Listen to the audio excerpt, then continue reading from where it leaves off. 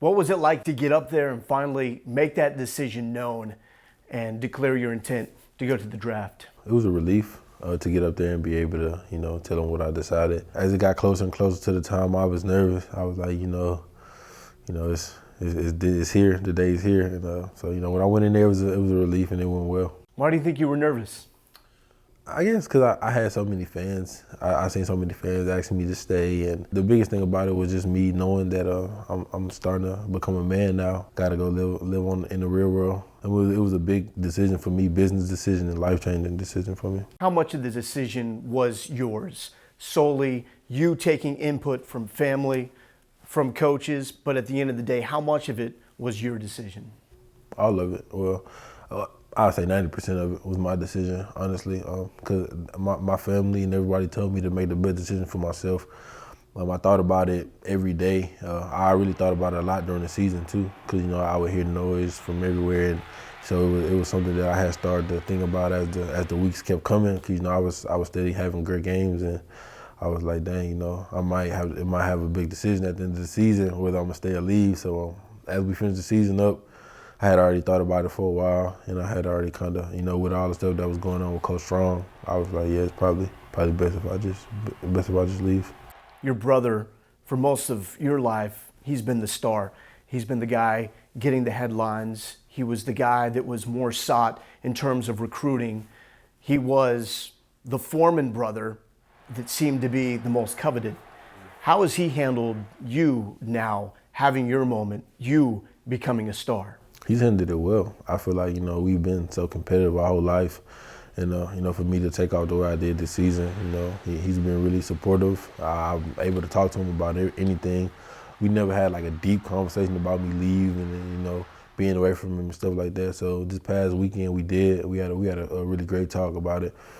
Once he told me, man, I'm happy for you. I want you to go live out your dreams. I was just like, oh, well, yeah, my decision's made. I'm not going to say that his decision or him telling me that was just everything, but, it meant a lot to me. Once he told me that, if I was kind of on the fence, he just pushed me over the fence and he just told me just go do it. Any tears shed between the two of you guys? No, but I definitely cried. I definitely cried after the game because I kind of figured it'd probably be my last one. And, he came in my room afterwards and he was like, yeah, that's our last game playing together. And I didn't even think about it, up until that point he said it. And I was like, yeah. So when he left the room, I cried again, like one more time once he left. And, since then, I've just been trying to soak everything in and, try to live in the moment. What's it like soaking in that, though, the reality that, at least for the moment, until perhaps the NFL, that you have played your last game with your twin brother? It's crazy. We played so much together. We played every year together. I think he played one season without me because I broke my leg. To say that I'm going to the NFL and he'll still be in college, we always dreamed about going together, being the two to help our family, But, I believe in him. I feel like he's going to have a great season next year. I feel like, he's still going to have a chance to go to the NFL and do great things. So, I'm not worried about him. I'm really ready to root for him and actually not be on the same team. I want to see how that's going to feel for me to be able to be like, yeah, that's my brother. That's my brother, you know what I mean? So I'm looking forward to that. Deontay up the middle to the 30, breaks the tackle. Saying goodnight to this one. Deontay Foreman, one play to the house. What was it like to have Ricky involved with your career, especially this season? Me and Ricky had maybe a few conversations before the season started. I reached out to him on Twitter and said I wanted to talk to him. And we had a few text messages, nothing much. He came to the California game as he was on the sideline. I asked him, I was like, you see anything, on the field? Can you let me know or whatever, like what you see or what I should do better, differently? So once I got in the game and I started running and doing my thing, I came to the sideline. He was like, yeah, I don't know what to tell you. Like, you're doing everything already, so it's not much to tell you. And then from that point on, I would ask him for, advice on what I should do and what I should not do in the games, or how to go about watching film, and how to better myself like that. And also I asked him about the NFL. I sent him a text message. I was like, how do you feel about me, going to the NFL? You think it's a good decision or a bad decision? He was like, he feel like it's a great decision if that's what I want to do. He was really, with whatever I want to do. He was happy for me. That he told me that he feel like I'll do great things in the NFL. So, I got his blessing on it too. So I was like, yeah, I think that's the right decision for me. So to go back to your first game, this is something that Coach Strong and I joked about in length. Anytime we brought up you and how great you were doing, we'd go back to the start. Because in that first game, you ran out of bounds. Why'd you run out of bounds? To be honest, I really don't know. I've watched that play a lot lately, just through the course of time I've been here. I really don't know. I can't say why, honestly. I really felt like I was gonna get the ball back and I was gonna probably score again. I guess I felt like I was in high school. Again, I just, I was very happy about the run I had. I don't know. I can't really say why I ran out of bounds, and I regret it every day. Did Coach Strong have some fun with you on that one? Oh yeah, he always did.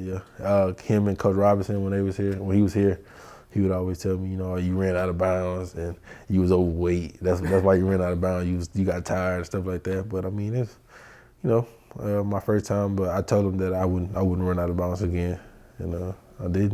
Deontay 25 to the 30, breaks loose to the 40, to the 50, to the 40, to the 30. This is going to be a 93-yard touchdown run.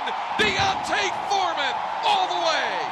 What's the defining moment for you at the University of Texas? When you reflect on your career, what's the play or the moment that you will remember the most? The biggest moment would be the OU run, and I say that because of the moment I had with my brother. That's something I'll never forget. I think that's number one. But I mean, there's so many to score a touchdown with one shoe on. That's definitely something I'll never forget.